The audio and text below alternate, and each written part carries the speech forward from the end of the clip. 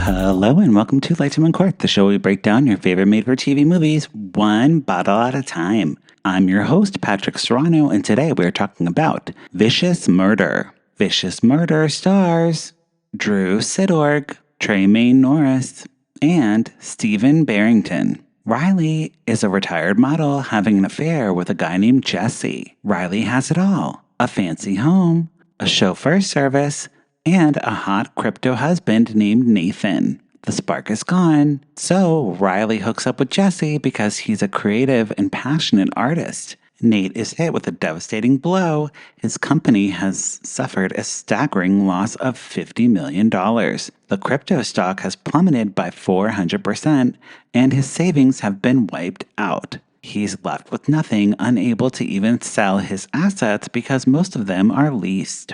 Nate and Jesse are actually cousins and they're plotting to kill Riley. Jesse isn't even named Jesse, he's an ex-con named Frank. They plan to steal Riley's $250 million. Riley has a change of heart and gets back with her husband.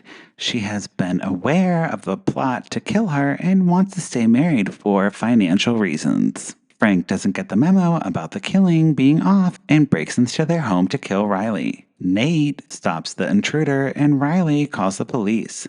The robber turns out to be not Frank and is someone named Kevin. And Riley is setting her husband up for murder. Frank watches from the bushes because he was about to go in and murder Riley anyways. Meanwhile, Riley cozies up with Frank and dreams of going to Paris.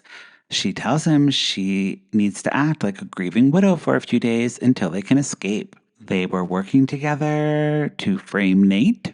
The charges against Nate are dropped and he tries to get his brother to kill Riley. This is getting out of hand and I'm totally confused. The movie starts jumping around the timeline and Frank has been lying the whole time too.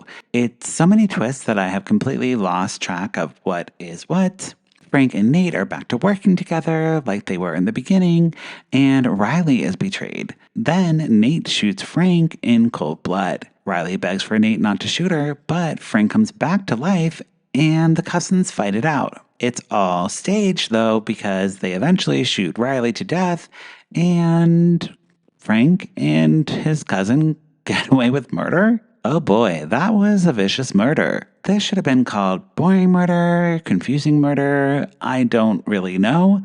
As a Lifetime movie, it doesn't work at all. The pacing was so off, and there was an excessive amount of thinking about killing instead of actually killing, and so many going back and forth in the timeline that it just didn't move the plot forward. Riley's manipulation and continuous emotional blackmail made her an untrustworthy protagonist, and you just didn't really care about her.